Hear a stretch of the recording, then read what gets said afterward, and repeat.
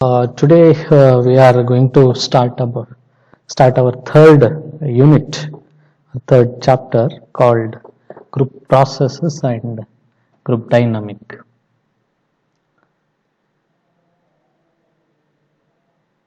So ನಾವು ಎರಡನೇ ಅಧ್ಯಾಯದಲ್ಲೂ ಕೂಡ ಗುಂಪಿನ ಒಂದು ಪ್ರಕ್ರಿಯೆಯನ್ನ ಕುರಿತು, ಗುಂಪಿನ ಒಂದು ಬೆಳವಣಿಗೆಯನ್ನ ಕುರಿತು ಚರ್ಚೆ ಮಾಡಿದ್ವಿ. ಅದರ ಮುಂದುವರಿದ ಭಾಗ ಈ ಮೂರನೇ ಅಧ್ಯಾಯ. ಇಲ್ಲಿ ಮುಖ್ಯವಾಗಿ ನಾವು ವೃಂದಗತ ಸಮಾಜ ಕಾರ್ಯದ ಪ್ರಕ್ರಿಯೆಯಲ್ಲಿ ಬರ್ತಕ್ಕಂತಹ ಎರಡನೆಯ ಹಂತ ಅಂದ್ರೆ we are going to discuss about the second phase of group work process or social group work process. And it is a continuation of second chapter. ಮೊದಲ ಹಂತವನ್ನ ನಾವು ಎರಡನೇ ಅಧ್ಯಾಯದಲ್ಲಿ ನೋಡಿದ್ವಿ. ಹಾಗೆ ಎರಡನೆಯ ಹಂತವನ್ನ ಈ ಅಧ್ಯಾಯದಲ್ಲಿ ನೋಡ್ತೀವಿ. So what all things happens in this second phase? ಎರಡನೇ ಹಂತದಲ್ಲಿ ಏನೆಲ್ಲ ಆಗ್ತವೆ, ಯಾವೆಲ್ಲ ಕಾರ್ಯಚಟುವಟಿಕೆಗಳು ಹಮ್ಮಿಕೊಳ್ಳಲಾಗ್ತದೆ, ಮತ್ತೆ ಯಾವೆಲ್ಲ ಜವಾಬ್ದಾರಿಗಳನ್ನ, ಯಾವೆಲ್ಲ ಅಂಶಗಳ ಮೇಲೆ ಹೆಚ್ಚಿನ ಗಮನವನ್ನ ಕೇಂದ್ರೀಕರಿಸಲಾಗ್ತದೆ ಅಂತಕ್ಕಂಥದ್ದನ್ನ ನಾವಿಲ್ಲಿ ನೋಡ್ತೀವಿ.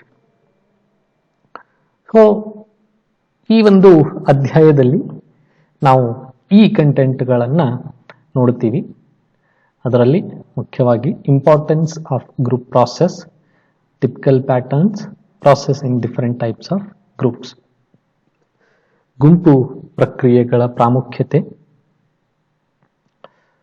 ವಿಶಿಷ್ಟ ಮಾದರಿಗಳು, ವಿಭಿನ್ನ ರೀತಿಯಲ್ಲಿ ಗುಂಪುಗಳಲ್ಲಿನ ಪ್ರಕ್ರಿಯೆಗಳ ಕುರಿತು ನಾವು ಮೊದಲನೆಯ ಹಂತದಲ್ಲಿ ಚರ್ಚೆ ಮಾಡ್ತೀವಿ. ಎರಡನೆಯ ಹಂತದಲ್ಲಿ worker skills in identifying and understanding the process, ಆ ಒಂದು ಪ್ರಕ್ರಿಯೆಯನ್ನ ಯಾವ ರೀತಿಯಾಗಿ ಅರ್ಥ ಮಾಡ್ಕೋಬೇಕು ಮತ್ತೆ ಆ ಪ್ರಕ್ರಿಯೆಯನ್ನ ಯಾವ ರೀತಿಯಾಗಿ ಗುರುತಿಸ್ಕೊಳ್ಬೇಕು ಅಂತಕ್ಕಂಥದ್ರ ಮೇಲೆ ವೃಂದಗತ ಸಮಾಜ ಕಾರ್ಯಕರ್ತನ ಪಾತ್ರ ಏನಿರ್ತದೆ, ಅವನಿಗಿರ್ಬೇಕಾಗಿರ್ತಕ್ಕಂತಹ ಕೌಶಲ್ಯಗಳು ಏನು ಅಂತಕ್ಕಂಥದ್ರ ಬಗ್ಗೆ ಚರ್ಚೆ ಮಾಡ್ತೀವಿ. ಅದ್ರ ಜೊತೆಗೆ bond, sub group and roll,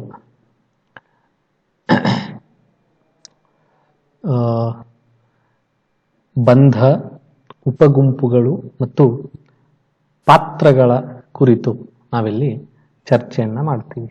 ಅಂದ್ರೆ ಎರಡನೆಯ ಹಂತದಲ್ಲಿ ಗುಂಪಿನ ಸದಸ್ಯರ ಮಧ್ಯೆ ಯಾವ ರೀತಿಯಾದ ಒಂದು ಬಾಂಧವ್ಯಗಳು ಸೃಷ್ಟಿಯಾಗ್ತವೆ, ಯಾವ ರೀತಿಯಾಗಿರ್ತಕ್ಕಂತಹ ಒಂದು ಸಂಬಂಧಗಳು ಬೆಳೀತಾವೆ ಅಂತಕ್ಕಂಥದ್ದನ್ನು ತಿಳ್ಕೊಳ್ತಕ್ಕಂಥದ್ದು. ಅದರ ಜೊತೆಗೆ ಉಪಗುಂಪುಗಳು, ಒಂದು ಗುಂಪು ಇದೆ ಅಂತಂದ್ರೆ ಅದು ಯಾವತ್ತೂ ಕೂಡ ಏಕೀಕೃತ ಗುಂಪು ಆಗಿರ್ಲಿಕ್ಕೆ ಸಾಧ್ಯ ಇಲ್ಲ. ಅಲ್ಲಿ ಇರ್ತಕ್ಕಂತಹ 10 ಜನ ಸದಸ್ಯರಿದ್ರೆ ಆ 10 ಜನ ಸದಸ್ಯರಲ್ಲಿ ಮತ್ತೆ ಉಪಗುಂಪುಗಳು ಹುಟ್ಟುಕೊಳ್ತಕ್ಕಂಥದ್ದು ಸರ್ವೇ ಸಾಮಾನ್ಯ ಅಂತಕ್ಕಂಥದ್ದು. ಆಮೇಲೆ ಮೂರನೇದ್ದು ಪಾತ್ರ, ಎಲ್ಲ ಸದಸ್ಯರು ಯಾವೆಲ್ಲ ಜವಾಬ್ದಾರಿಗಳನ್ನು ನಿರ್ವಹಿಸ್ತಾರೆ, ಯಾವೆಲ್ಲ ಕಾರ್ಯಗಳನ್ನು ನಿರ್ವಹಿಸ್ತಾರೆ, ಯಾವೆಲ್ಲ ಪಾತ್ರಗಳನ್ನು ನಿರ್ವಹಿಸ್ತಾರೆ ಅಂತಕ್ಕಂಥದ್ದನ್ನ ನಾವು ಮೂರನೆಯ ಹಂತದಲ್ಲಿ ನೋಡ್ತೀವಿ. In bond is nothing but having a rapport with other group members, a relationship with other group members, and how they behave each other, how they believe each other, that can be understood by the bond. And subgroups, see, we one second. Sir ನಮಸ್ತೆ sir. ಇಲ್ಲ sir, ಆರಾಮ.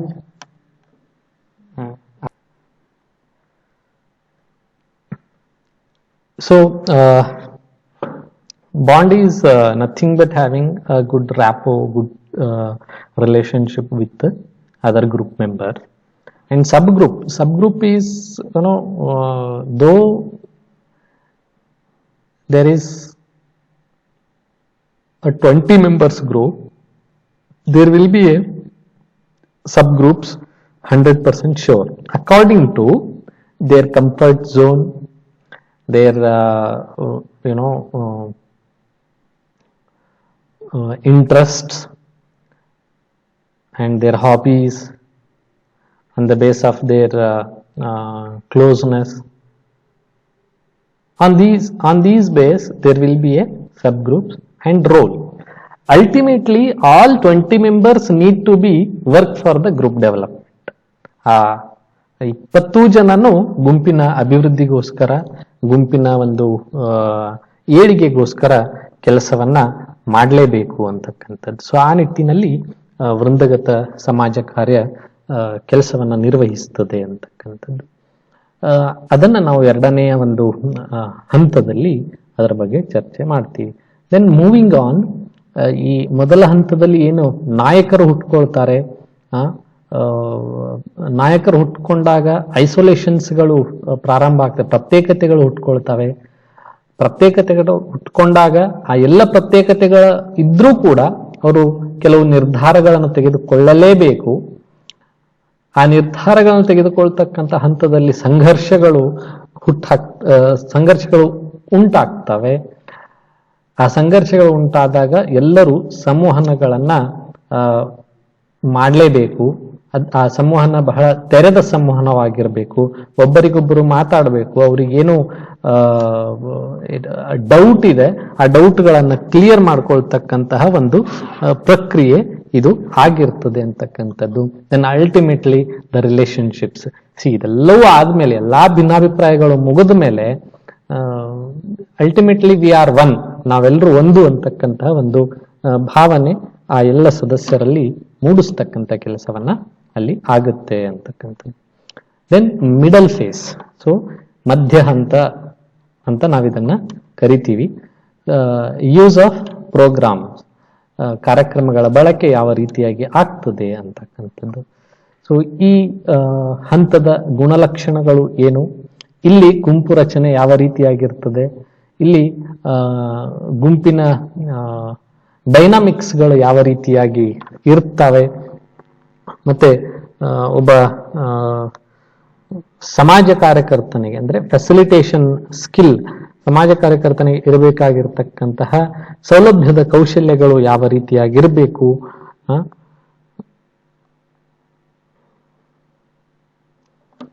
ಮತ್ತೆ ಅಲ್ಲಿ ಪಾತ್ರಗಳು ಯಾವ್ಯಾವ ನಿರ್ವಹಿಸ್ಕೊಂಡು ಹೋಗ್ಬೇಕು.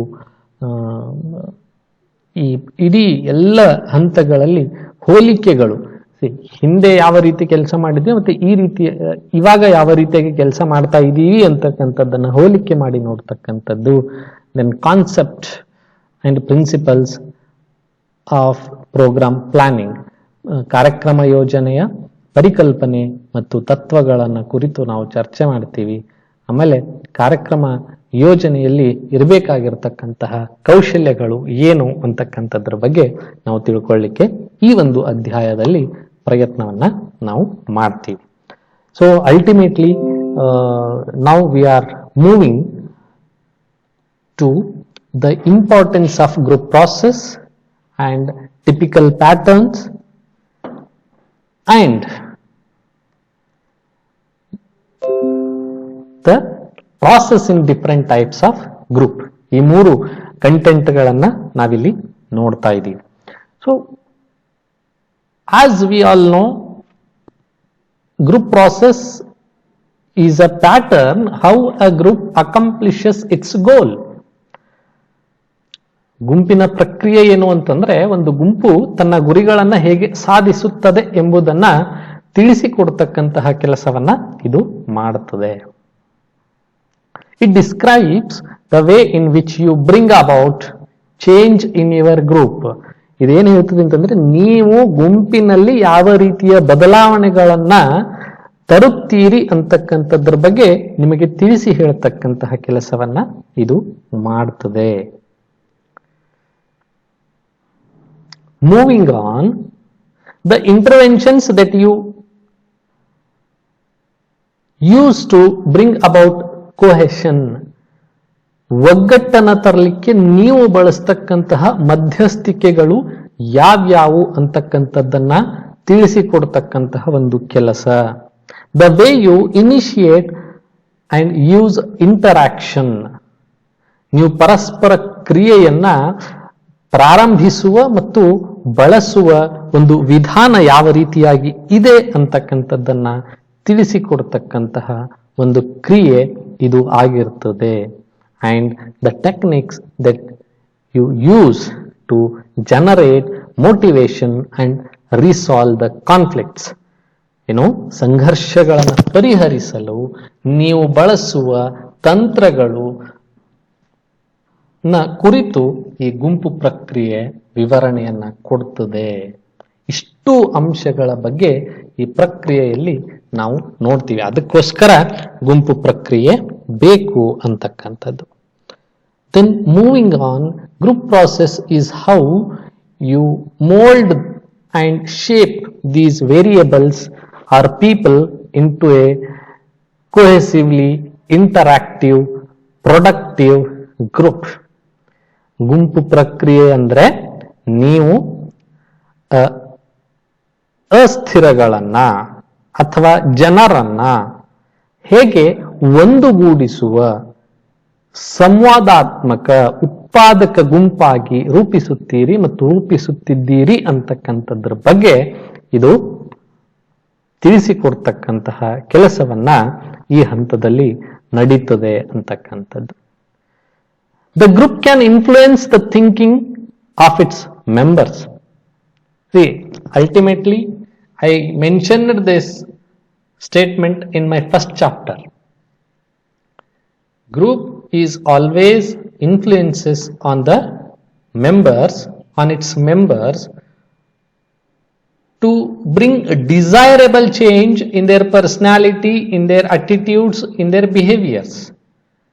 ಗುಂಪಿನ ಸದಸ್ಯನ ವರ್ತನೆಗಳು, ನಡವಳಿಕೆಗಳು ಮತ್ತು ಆಲೋಚನೆಗಳಲ್ಲಿ ಬದಲಾವಣೆಯನ್ನು ತರ್ತಕ್ಕಂತಹ ನಿಟ್ಟಿನಲ್ಲಿ ಇದು ಪ್ರಭಾವವನ್ನ, ಅವರ ಚಿಂತನೆಯ ಮೇಲೆ ಪ್ರಭಾವವನ್ನ ಬೀರ್ತಕ್ಕಂಥ ಕೆಲಸವನ್ನ ಮಾಡ್ತದೆ ಅಂತಕ್ಕಂಥದ್ದು. The members always influenced by the interaction of other members in the group. Yes, ultimately we influenced by other members. If you take example of your class, ನಿಮ್ಮ ತರಗತಿಯ ಒಂದು ಉದಾಹರಣೆಯನ್ನು ನೀವು ತೆಗೆದುಕೊಂಡಿದ್ದೇ ಆದ್ರೆ, many of you are influenced by your friends, your classmates. ನಿಮ್ಮಲ್ಲೇ ನೀವು ಒಬ್ಬರನ್ನ ನೋಡಿ ಇನ್ನೊಬ್ಬರು ಕಲಿತು ನಿಮ್ಮಲ್ಲಿ ಬದಲಾವಣೆಗಳನ್ನು ತಂದುಕೊಂಡಿರ್ತಕ್ಕಂಥದ್ದು ಇದಕ್ಕೆ ಮೂಲ ಉದಾಹರಣೆ ಕೂಡ ಆಗಬಹುದು ಅಂತಕ್ಕಂಥದ್ದು.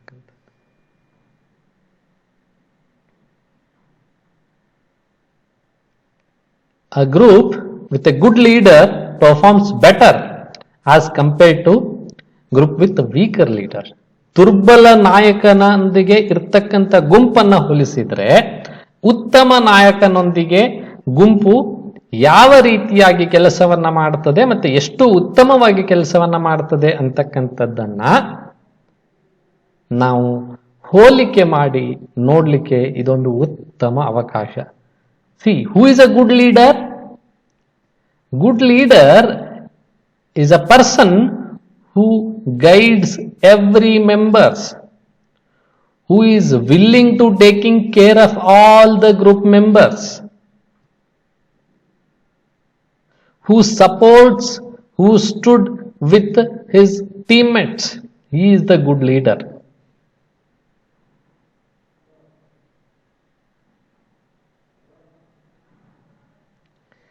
A leader is one who shares each and everything of group activity with all members.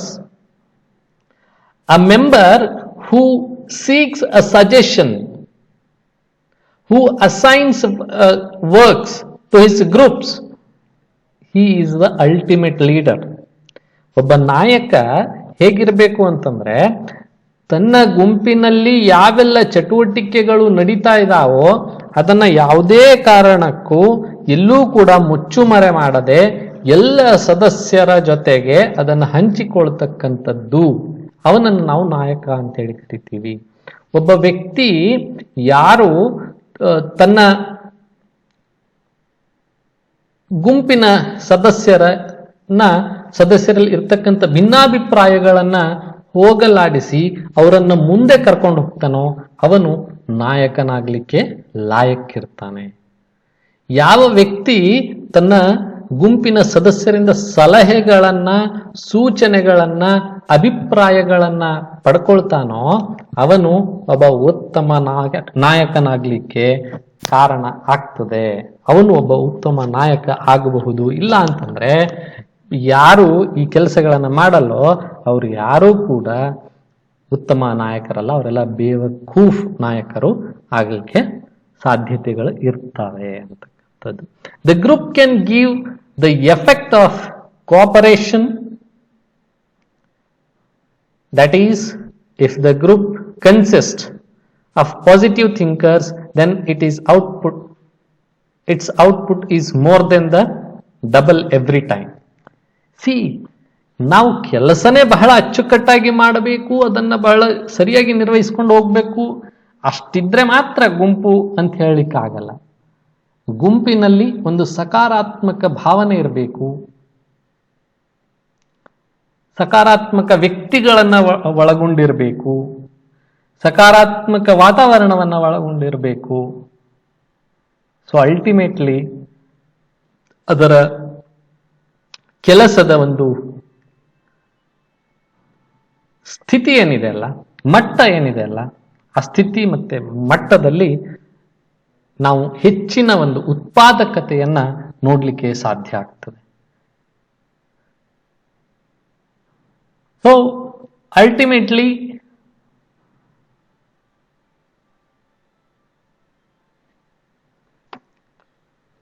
the group can also bring team spirit among the members. ಈ ತಂಡದ ಉತ್ಸಾಹ ಏನಿದೆ ಅಲ್ಲ ಅದು ಗುಂಪಿನಲ್ಲಿ ಮಾತ್ರ ಸಿಗ್ಲಿಕ್ಕೆ ಸಾಧ್ಯ ಇದೆ. 15 ಜನ ಕ್ರಿಕೆಟ್ ಆಡ್ಲಿಕ್ಕೆ ಹೋಗ್ತಾ ಇದ್ದಾರೆ ಅಂತಂದ್ರೆ ಅದರಲ್ಲಿ ಮೈದಾನದಲ್ಲಿ ಇಳಿಬೇಕಾಗಿರೋರು 11 ಜನ. 11 ಜನದಲ್ಲಿ 4 ಜನ ಉತ್ತಮ ಬ್ಯಾಟ್ಸ್ಮನ್ಗಳು, ಇನ್ನು ಒಂದು 3 ಜನ ಮಿಡಲ್ ಆರ್ಡರ್ ಬ್ಯಾಟ್ಸ್ಮನ್ಸ್ಗಳು, ಇನ್ನು ಮಿಕ್ಕಿದ 4 ಜನ ಏನಿದ್ದಾರೆ ಅವರು ಬೌಲರ್ಗಳಿದ್ದಾರೆ. ಸೊ ಸಡನ್ ಆಗಿ ಏನಾಗ್ತದೆ, ಅವತ್ತಿನ ದಿನ ಮೇಲೆ ಏನು ಉತ್ತಮ ಬ್ಯಾಟ್ಸ್ಮನ್ಸ್ಗಳಿದ್ದಾರೆ ಅವರಲ್ಲಿ 4 ಜನ 20 ರನ್ನು 30 ರನ್ನು 50 ರನ್ನು ಮಾಡೋದ್ರಷ್ಟೊತ್ತಿಗೆ ಸುಸ್ತಾಗಿ ಔಟ್ ಆಗಿ ಹೋಗಿರ್ತಾರೆ. ಇನ್ನು ಉಳಿತು ಮಿಡಲ್ ಆರ್ಡರ್ ಬ್ಯಾಟ್ಸ್ಮನ್ಸ್ಗಳು ಕೆಟ್ಟ ಸ್ಲೋ ಆಡ್ತಿರ್ತಾರೆ, ಅವರು 50 ರನ್ ಮಾಡೋದ್ರಲ್ಲೇ ದಣದ ಹೋಗಿರ್ತಾರೆ. ಬಟ್ ಟೀಮ್ ಗೆದಿಲಿಕ್ಕೆ ಇನ್ನೂ 20 ಓವರ್ ಇದೆ, ಅಂದ್ರೆ 120 ಬಾಲ್ ಇದೆ ಅಂಡ್ 150 ರನ್ ಬೇಕಾಗಿದೆ. 7 ವಿಕೆಟ್ಗಳು ಹೋಗಿದ್ದಾವೆ. ಇನ್ನು 8, 9, 10, 11 ವಿಕೆಟ್ಸ್ಗಳೇನಿದ್ದಾವೆ ಅವರೆಲ್ಲರೂ ಬೌಲರ್ಗಳೇ. ಆ ಟೈಮಲ್ಲಿ ಹೇಗೆ ಮ್ಯಾಚ್ ಅನ್ನ ಗೆದ್ದಿಬಹುದು? That is the team spirit. ಆ ಕೋಆರ್ಡಿನೇಷನ್, ಆ ಕಮಿಟ್ಮೆಂಟ್, ಆ ಕಮ್ಯುನಿಕೇಶನ್ ಏನಿದೆ ಅಲ್ಲ ಅದು ಗುಂಪಿನಲ್ಲಿ ಇದ್ದಾಗ ನೀವು ಎಂಥದ್ದೇ ಟಾಸ್ಕ್ ಅನ್ನ ಕೊಟ್ಟರು ಅದನ್ನ ಬಹಳ ಉತ್ತಮವಾಗಿ ಸರಿಯಾಗಿ ನಿಭಾಯಿಸಿಕೊಂಡು ಹೋಗ್ತಕ್ಕಂತಹ ಸಾಮರ್ಥ್ಯ ನಿಮ್ಮಲ್ಲಿ ಬೆಳೀತಿದೆ. ಇಲ್ಲ ಅಂತಂದ್ರೆ ನೀವು ತಂಡದ ಉತ್ಸಾಹವನ್ನ ತರಲಿಕ್ಕೆ ಸಾಧ್ಯ ಆಗಲ್ಲ ಅಂತಕ್ಕಂಥದ್ದು. Even the attitude, perceptions and ideas of members depended on group dynamism. ಸದಸ್ಯರ ವರ್ತನೆ, ಗ್ರಹಿಕೆಗಳು ಮತ್ತು ಆಲೋಚನೆಗಳು ಸಹ ಗುಂಪು ಚಲನಶೀಲತೆಯನ್ನು ಅವಲಂಬಿಸಿರುತ್ತದೆ. ನೋಡಿ, ನೀವು ನಾನು ಮತ್ತೆ ಬಿಗ್ ಬಾಸ್ ಅನ್ನೇ ಎಕ್ಸಾಂಪಲ್ ಆಗಿ ಇಟ್ಕೊಂಡು ನಾನು ನಿಮ್ಗೆ ಬಹಳ ಚೆನ್ನಾಗಿ ಅದನ್ನ ಹೇಳ್ಬೋದು. 11-12 ಜನ ಇದ್ದಾರೆ. 12 ಜನರಲ್ಲಿ 2 ಉಪಗುಂಪುಗಳಿದ್ದಾವೆ. 2 ಉಪಗುಂಪುಗಳಲ್ಲಿ ಎಲ್ಲ ಸದಸ್ಯರಾಗಿಲ್ಲ. ಅಲಿಪ್ತ ನೀತಿಯನ್ನು ಅಂದ್ರೆ ನಾನು ಆ ಗುಂಪಿಗೂ ಬೇಡ ಈ ಗುಂಪಿಗೂ ಬೇಡ ಎಲ್ಲರ ಜೊತೆಗೂ ಸರಿಯಾಗಿ ಇರ್ತೀನಿ ಅಂತಕ್ಕಂಥವ್ರು ಕೂಡ ಒಂದಿಷ್ಟು ಜನ ಇದ್ದಾರೆ. ಮತ್ತೆ ನಾನು ಇದೇ ಗುಂಪಿಗೆ ಸ್ಟಿಕ್ ಆಗಿರ್ತೀನಿ ಅಂತ ಹೇಳೋರು ಕೂಡ ಅಲ್ಲಿ ಇದ್ದಾರೆ.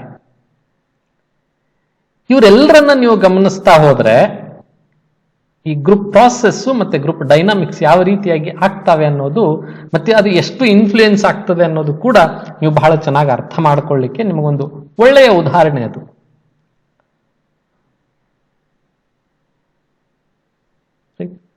ಸೊ ಈ ತರಹದ ನಾನು ಯಾಕೆ ಈ ತರಹದ ಚಟುವಟಿಕೆಗಳನ್ನ ನೋಡಬೇಕು ಅಂತ ಹೇಳ್ತೀನಿ ಅಂದ್ರೆ ವಿ ಕ್ಯಾನ್ ಅಪ್ಲೈ, ಅನ್ವಯಿಕೆ ಮಾಡಲಿಕ್ಕೆ ಇದು ಒಳ್ಳೆಯ ಒಂದು ವೇದಿಕೆ. ಬರೀ ಬಿಗ್ ಬಾಸ್ ಅನ್ನ ನಾವು ಹೊರಗಡೆ ಕೂತ್ಕೊಂಡ್ಬಿಟ್ಟು ನೋಡ್ತಾ ಇದೀವಿ, so that we are applying. Does this can be applied to the real group of children, real group of people? Yes, it can be applied.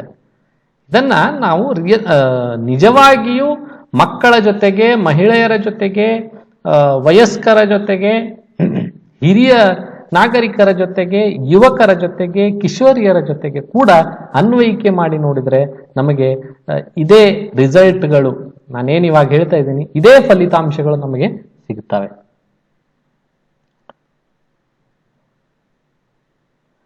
So the group work as A cohesive group, the cooperation and meeting can result in maximization of productivity. ಈ ಉತ್ಪಾದಕತೆ ಏನಿದೆ ಅಲ್ಲ, ಆ ಸದಸ್ಯರ ಮಧ್ಯೆ ಇರ್ತಕ್ಕಂತಹ ಏನು ಸಂಘಟನೆ, ಆ ಸದಸ್ಯರ ಮಧ್ಯೆ ಇರ್ತಕ್ಕಂಥ ಸಹಕಾರ ಮತ್ತು ಸಭೆಗಳು ಏನಿದಾವೆ, ಎಲ್ಲ ಸಂಘಟನೆ, ಸಹಕಾರ, ಸಭೆಗಳ ಒಂದು ಫಲಿತಾಂಶ ಏನಿದೆ ಅಲ್ಲ, ಅದು ಉತ್ಪಾದಕತೆಯನ್ನ ಹೆಚ್ಚಿಸ್ತದೆ. ಉತ್ಪಾದಕತೆ ಹೆಚ್ಚಿಸ್ತು ಅಂತಂದ್ರೆ ಎಲ್ಲ ಸದಸ್ಯರು ಬಹಳ ಚಾಕಚಕ್ಯತೆಯಿಂದ ಗುಂಪಿನ ಎಲ್ಲ ಕಾರ್ಯಚಟುವಟಿಕೆಗಳಲ್ಲಿ ಉತ್ತಮವಾಗಿ ಭಾಗವಹಿಸ್ತಕ್ಕಂಥ ಕೆಲಸವನ್ನ ಅವರು ಮಾಡ್ತಾ ಇರ್ತಾರೆ. It increases the communication process in and interaction patterns. ಇದು ಸಂವಹನದ ಪ್ರಕ್ರಿಯೆ ಮತ್ತು ಪರಸ್ಪರ ಮಾದರಿಗಳನ್ನ ಹೆಚ್ಚಿಸ್ತಕ್ಕಂಥ ಕೆಲಸವನ್ನ ಇದು ಮಾಡ್ತದೆ ಅಂತಕ್ಕಂಥದ್ದು. Then ultimately the process in different types of groups, ನಾವು ಎರಡನೇ ಅಧ್ಯಾಯದಲ್ಲಿ ಇದ್ರ ಬಗ್ಗೆ ಚರ್ಚೆ ಮಾಡಿದ್ವಿ. Forming, storming, norming, performing and adjuring.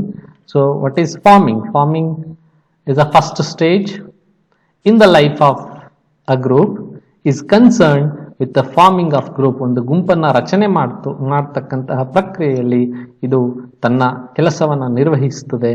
ಇದು ಜೀವನದ ಮೊದಲನೆಯ ಹಂತವಾಗಿರುತ್ತದೆ.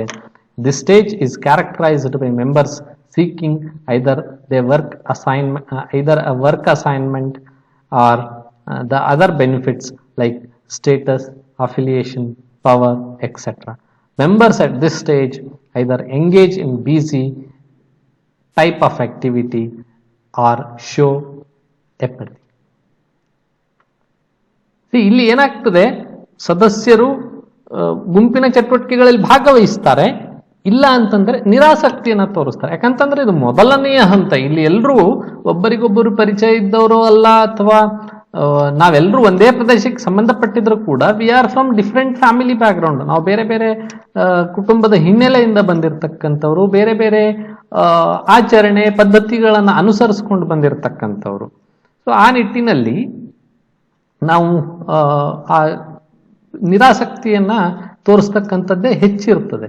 ಒಂದೇ ಸಲಕ್ಕೆ ನಾವು ಆಸಕ್ತಿನ ತೋರಿಸ್ಬಿಟ್ಟು ನಾವೆಲ್ಲ ಕೆಲಸನೂ ಮಾಡ್ತೀವಿ, we will participate in all activities ಅಂತ ಹೇಳಿಕ್ಕೆ ಸಾಧ್ಯ ಆಗಲ್ಲ.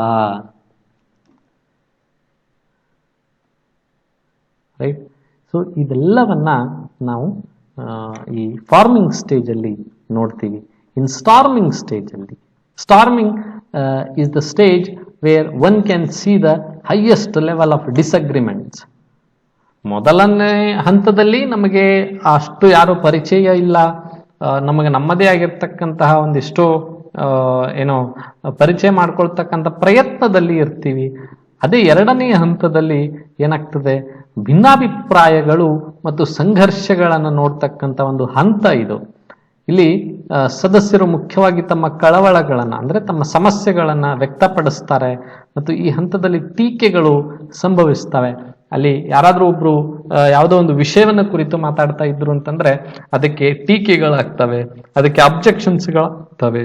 ವಾಸ್ತವವಾಗಿ ಈ ಹಂತದಲ್ಲಿ ಪರಸ್ಪರ ಘರ್ಷಣೆಗಳು ಉದ್ಭವಿಸ್ತವೆ ಮತ್ತೆ ಗುಂಪು ಗುರಿಗಳ ಬಗ್ಗೆ ಭಿನ್ನಾಭಿಪ್ರಾಯಗಳು ಸಹ ಹೊರಹೊಮ್ಮುತ್ತವೆ. ಸೊ ಇಲ್ಲಿ ಜಗಳಗಳು ಯಾವಾಗ ಜಗಳಗಳಾಗ್ತಾವೋ ಅಲ್ಲಿ 100% ಏನು ಭಿನ್ನಾಭಿಪ್ರಾಯಗಳು ಮತ್ತೆ difference of opinion can be raised in group conflicts, right? It leads to the difference of opinion among the group members about the goal, about the programs which has been or which is going to construct. ಯಾವುದು ರಚನೆ ಆಗಿದೆ ಅಥವಾ ರಚನೆ ಆಗ್ಲಿಕ್ಕೆ ಹೊರಡ್ತಾ ಇದೆಯೋ ಅದರ ಬಗ್ಗೆ ಎಲ್ಲರೂ ಭಿನ್ನಾಭಿಪ್ರಾಯಗಳನ್ನ ಹೇಳ್ತಕ್ಕಂತಹ ಕೆಲಸವನ್ನ ಇಲ್ಲಿ ಮಾಡ್ತಾರೆ ಅಂತಕ್ಕಂಥ. ಸೊ ಇಂತಹ ಸಂದರ್ಭದಲ್ಲಿ ಈ ಎಲ್ಲ ಘರ್ಷಣೆಗಳ ಮೇಲೆ ಕೆಲಸ ಮಾಡುವುದರ ಮೂಲಕವಾಗಿ ಸ್ಪಷ್ಟ ಗುರಿಗಳನ್ನ ರಚನೆ ಮಾಡ್ತಕ್ಕಂಥದ್ದು ಕೂಡ ಒಂದು ದೊಡ್ಡ ಟಾಸ್ಕೆ. ಜಗಳ ಆಯ್ತು ಅಂತೇಳಿ ಬಿಟ್ಟು ಹೋಗಂಗಿಲ್ಲ ನಾವು. ಜಗಳ ಆದ್ರೂ ಕೂಡ we need to sit, we need to discuss, we need to clarify and ultimately we need to come for a conclusion. We need to decide. We need to have a clarity on the goals of group.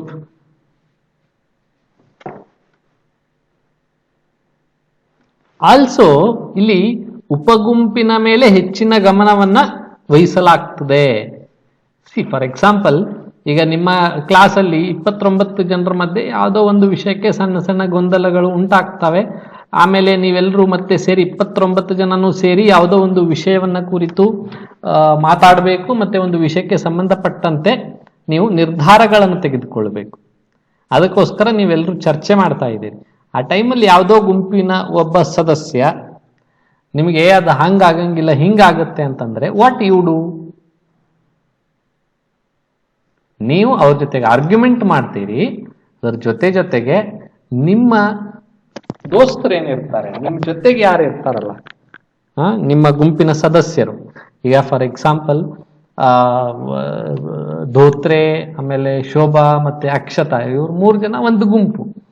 So ಇಲ್ಲಿ ಶೋಭಾಗೆ ಯಾರಾದ್ರೂ ಏನಾದ್ರು ಅಂತಂದ್ರೆ ಧೋತ್ರೆ ಮತ್ತೆ ಇವರು ಯಾರು ಅಕ್ಷತಾ, ಇವರಿಬ್ರು ಎದ್ದು ನಿಂತು ಮಾತಾಡ್ತಕ್ಕಂಥದ್ದು, ಅಥವಾ ಅಕ್ಷತಾ ಅವ್ರಿಗೆ ಯಾರಾದ್ರೂ ಏನಾದ್ರು ಅಂತಂದ್ರೆ ಧೋತ್ರೆ ಅಂಡ್ ಶೋಭಾ ಇವರಿಬ್ರು ನಿಂತು ಮಾತಾಡೋದು. ಇದೆಲ್ಲವೂ ಈ ವಾತಾವರಣ ಏನಿದೆಯಲ್ಲ ಅದು ಗುಂಪನ್ನ ಕಲುಷಿತಗೊಳಿಸ್ತಕ್ಕಂಥ ಕೆಲಸ. ಆಮೇಲೆ ನೀವು ಒಂದಾಗಬಹುದು, ಬಟ್ ನಿರ್ಧಾರ ತೆಗೆದುಕೊಳ್ಬೇಕಲ್ಲ, ಆ ನಿರ್ಧಾರಕ್ಕೆ ಅದು ಎಡರು ತೊಡರುಗಳನ್ನ ಉಂಟು ಮಾಡ್ತಕ್ಕಂಥ ಕೆಲಸವನ್ನ ಮಾಡ್ತದೆ.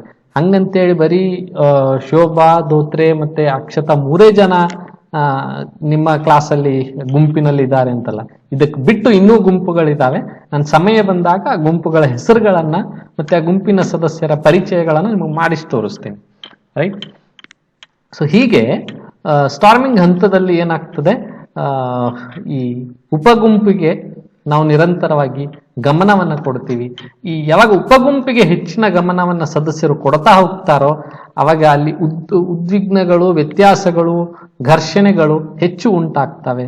ಅದೆಲ್ಲವನ್ನ ಸರಿ ಮಾಡತಕ್ಕಂಥ ಕೆಲಸವನ್ನ ಈ ಹಂತದಲ್ಲಿ ನಡೀತದೆ ಅಂತಕ್ಕಂಥದ್ದು. Then moving on, norming. The third stage of group development is marked by more serious concern about the task for performance. ಇಲ್ಲಿ ನಾವು ಏನು ಕೆಲಸಗಳನ್ನ ಮಾಡಬೇಕಾಗಿದೆಯೋ ನಮ್ಮ ಕಾರ್ಯಕ್ಷಮತೆಯ ಬಗ್ಗೆ ಹೆಚ್ಚು ಕಾಳಜಿಯನ್ನ ನಾವು ತೋರಿಸ್ತಕ್ಕಂಥ ಕೆಲಸವನ್ನ ಇಲ್ಲಿ ಮಾಡ್ತೀವಿ. Efforts are made to establish various norms for task performance. ಆ ಒಂದು ಕಾರ್ಯನಿರ್ವಹಣೆಗೋಸ್ಕರ ನಾವು ವಿವಿಧ ರೀತಿಯ ರೀತಿಗಳನ್ನ, ನೀತಿಗಳನ್ನ ಸ್ಥಾಪನೆ ಮಾಡತಕ್ಕಂತಹ ಕೆಲಸವನ್ನ ಈ ಹಂತದಲ್ಲಿ ನಾವು ಮಾಡ್ತಾ ಹೋಗ್ತೀವಿ. ಅದರ ಜೊತೆಗೆ members begin to take greater responsibility for their own group and relationship. ಈ ಹಂತದಲ್ಲಿ ಸದಸ್ಯರು ಎರಡನೇ ಹಂತದಲ್ಲಿ ಅವ್ರ ಮಧ್ಯೆ ಏನ್ ಭಿನ್ನಾಭಿಪ್ರಾಯಗಳಿತ್ತೋ ಆ ಎಲ್ಲ ಭಿನ್ನಾಭಿಪ್ರಾಯಗಳನ್ನ ಜಗಳ ಆಡೋದರ ಮೂಲಕನೋ ಅಥವಾ ಆರ್ಗ್ಯುಮೆಂಟ್ ಮಾಡೋದರ ಮೂಲಕನೋ ಅಲ್ಟಿಮೇಟ್ಲಿ 26 ಜನ ಒಂದಾದ ಮೇಲೆ ಪ್ರಿಯಾಂಕಾ, ಶೋಭಾ ಮತ್ತೆ ಅಕ್ಷತಾ 3 ಜನನು ಆ 26 ಜನರಿಗೆ ಹ್ಞೂ ಅನ್ಬೇಕಾಗುತ್ತೆ. ಅವ್ರು ಒಲ್ಲ ಅಂತಂದ್ರೆ ಬಿಟ್ಟು ಹೋಗಂಗಿಲ್ಲ. ಅವ್ರು 3 ಜನ ಮತ್ತೆ ಅವ್ರಿಂದ ಹೋಗ್ಲೇಬೇಕು. It is there duty, right? So ಆ ಎಲ್ಲ ಮತ್ತೆ ಅವ್ರು ಅಡ್ಜಸ್ಟ್ ಆಗ್ಬೇಕು. ಅಡ್ಜಸ್ಟ್ಮೆಂಟಲ್ ಒಂದು ಅಟಿಟ್ಯೂಡ್ ಅನ್ನ ತಂದ್ಕೊಂಡು ಆಯ್ತಾ 26 ಜನ ಏನ್ ಹೇಳ್ತಾರಲ್ಲ ಅವ್ರ ಜೊತೆಗೆ ಹೋಗಮ್ ನಡ್ರ, ನಾವು ಗುಂಪಿನಾಗ ಗೋವಿಂದ ನಮ್ಮಿ ಅಂತ ಹೇಳಿ ಅವರು ಕೂಡ ಬರ್ತಾ ಹೋಗ್ತಾರೆ, ರೈಟ್? ಈ ತರ ಬರ್ತಾ ಹೋದಾಗ ಏನಾಗ್ತದೆ, ಮುಂದೆ ಅವರೆಲ್ಲರೂ ಒಂದು ಕೂಡಿ ಆ ಒಂದು ಗುಂಪಿನ ಜವಾಬ್ದಾರಿಗಳನ್ನ ಶೇರ್ ಮಾಡ್ಕೊಳ್ತಾರೆ. ನೀವು ಈ ಕೆಲಸವನ್ನ ಮಾಡಿ, ನೀವು ಈ ಕೆಲಸವನ್ನ ಮಾಡಿ, ನೀವು ಈ ಕೆಲಸವನ್ನ ಮಾಡಿ, ಈ ಕೆಲಸ ನಿಮಗೆ ಸೂಟೇಬಲ್ ಆಗ್ತದೆ, ಇದನ್ನ ಹೇಗೆ ಮಾಡಬೇಕು, ಯಾವ ರೀತಿಯಾಗಿ ಅದನ್ನ ನಿರ್ವಹಿಸಬೇಕು, ಇದೆಲ್ಲದರ ಬಗ್ಗೆ ಅಭಿಪ್ರಾಯಗಳು ಹಂಚಿಕೆ ಆಗ್ತವೆ. ಅಭಿಪ್ರಾಯಗಳು ಅಲ್ಲಿರ್ತಕ್ಕಂಥ ಸದಸ್ಯರು ತಿಳಿಸ್ತಾರೆ. ಅದಕ್ಕೊಂದು ಮಾರ್ಗದರ್ಶನ ಸಿಗ್ತದೆ, ಅದಕ್ಕೊಂದು ಬೇಸ್ ನಿಮಗೆ ಸಿಗ್ತಾ ಹೋಗ್ತದೆ. ಈ ಹಂತವು ಪೂರ್ಣಗೊಂಡ ನಂತರ ನಾಯಕತ್ವದ ಕ್ರಮಾನುಗತೆಯ ಬಗ್ಗೆ ಸ್ಪಷ್ಟವಾದ ಚಿತ್ರಣವನ್ನ ಹೊರಹೊಮ್ಮುತ್ತದೆ. ಅಲ್ಟಿಮೇಟ್ಲಿ ಈ ಹಂತ ಮುಗಿತಾ ಇರಬೇಕಾದ್ರೆ ಒಬ್ಬ ನಾಯಕ ಅಲ್ಲಿ ಹುಟ್ಕೊಳ್ತಾನೆ, ಒಬ್ಬ ನಾಯಕನ ರಚನೆ ಅಲ್ಲಿ ಆಗ್ತದೆ. ಇಲ್ಲಿಯವರೆಗೂ ಯಾರು ಎಲ್ಲರನ್ನ ಸಂಭಾಳಿಸ್ಕೊಂಡು ಬಂದಿರ್ತಾರೋ ಆ ಗುಂಪಿನಲ್ಲಿ ಅವರೇ ಗುಂಪಿನ ನಾಯಕರು ಆಗ್ಲಿಕ್ಕೆ ಎಲ್ಲ ಅರ್ಹತೆಗಳನ್ನ ಹೊಂದಿರ್ತಾರೆ. ಯಾರು ಇಲ್ಲಿಯವರೆಗೆ ಎಲ್ಲ ಸದಸ್ಯರು ಯಾರು ಭಿನ್ನಾಭಿಪ್ರಾಯಗಳನ್ನು ತೆಗೆದಿದ್ರೋ, ಯಾರು ಆರ್ಗ್ಯುಮೆಂಟ್ಗಳನ್ನ ಮಾಡ್ತಾ ಇದ್ರೋ ಅವರೆಲ್ಲರಿಗೂ ಸಮಾಧಾನ ಪಡಿಸಿ, ಅವರೆಲ್ಲರಿಗೂ ರಿಯಲೈಸೇಷನ್ ಅನ್ನ ಮಾಡಿಸಿ, ಅವರೆಲ್ಲರಿಗೂ ತಿಳಿ ಹೇಳಿ ಯಾವುದು ಸರಿ ಯಾವುದು ತಪ್ಪು ಅಂತಕ್ಕಂಥ ಕೆಲಸವನ್ನ ಯಾರು ಮಾಡಿದಾರೋ ಅವರೇ ನಾಯಕರಾಗ್ಲಿಕ್ಕೆ ಅರ್ಹತೆಗಳನ್ನ ಒಳಗೊಂಡಿರ್ತಾರೆ. ನಾಯಕನಾದವನು ಬಹಳ ಪೇಷನ್ಸ್ ಆಗಿರ್ತಾನೆ, ಪೇಷನ್ಸ್ ಇಂದ ಇರ್ತಾನೆ. ಯಾವುದೇ ರೀತಿಯಿಂದಲೂ ಕೂಡ ಅವನು ಸಿಟ್ಟಾಗೋದಿಲ್ಲ. ಸಿಟ್ಟಾದ್ರೂ ಕೂಡ ultimately he or she tries to convince his group members. ಗುಂಪಿನ ಸದಸ್ಯರಿಗೆ, ತನ್ನ ಗುಂಪಿನ ಸದಸ್ಯರಿಗೆ ಅವರು ಕನ್ವಿನ್ಸ್ ಮಾಡ್ತಕ್ಕಂಥ, ಅವರಿಗೆ ತಿಳಿ ಹೇಳ್ತಕ್ಕಂಥ ಕೆಲಸವನ್ನ ಮಾಡ್ತಾ ಹೋಗ್ತಾರೆ. ಆಮೇಲೆ the norming stage is over with the solidification of group structure and a sense of group identity and camaraderie. ಗುಂಪು ರಚನೆಯ ದೃಢೀಕರಣ ಮತ್ತು ಗುಂಪು ಗುರುತಿನ ಸೌಹಾರ್ದತೆಯೊಂದಿಗೆ ಈ ಹಂತ ಪೂರ್ಣಗೊಳ್ಳುತ್ತದೆ. Ultimately group members will develop the love, care, affection and they will build a good relationship among them. And performing, this is the main stage. This is the ultimate stage where all members need to perform, need to concentrate, need to participate, need to take a responsibility for their development. It is a kind of functional stage, right? ಇದು ಒಂದು ಕಾರ್ಯಾತ್ಮಕ ಹಂತ ಆಗಿರ್ತದೆ.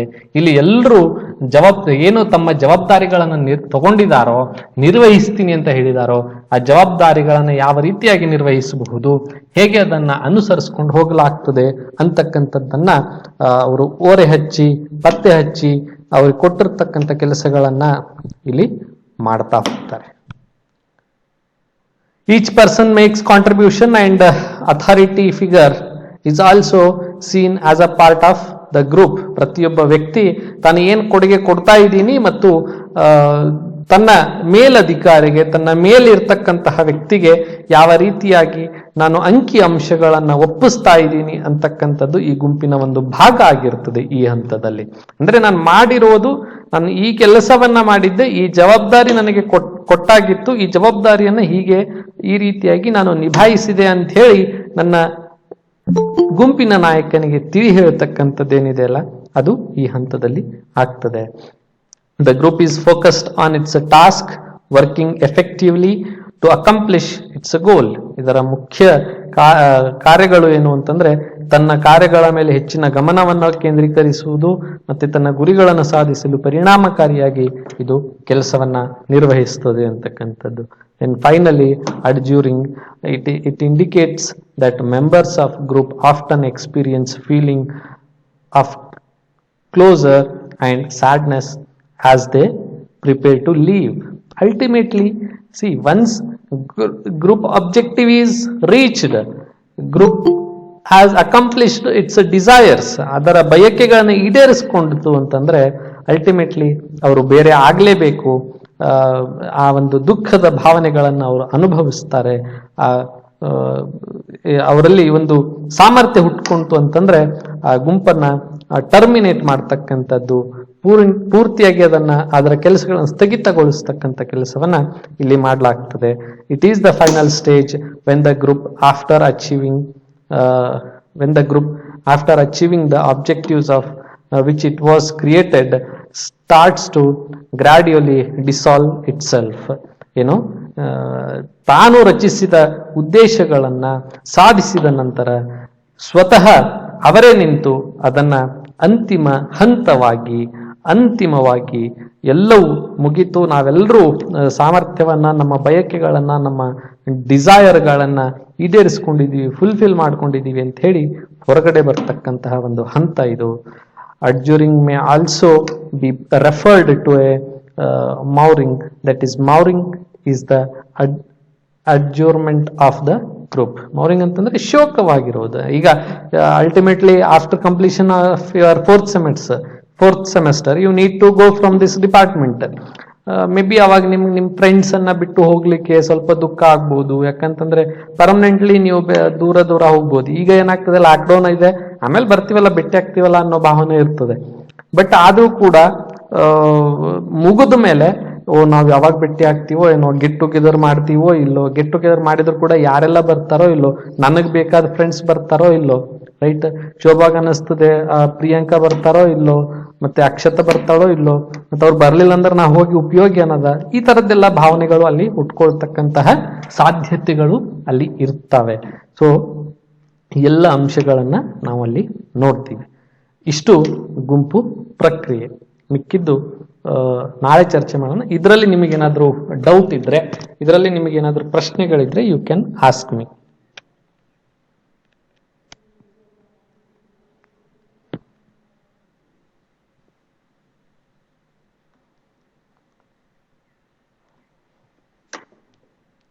You have any questions, any clarification? Ilri sir. Ilri sir. Okay then. Agree.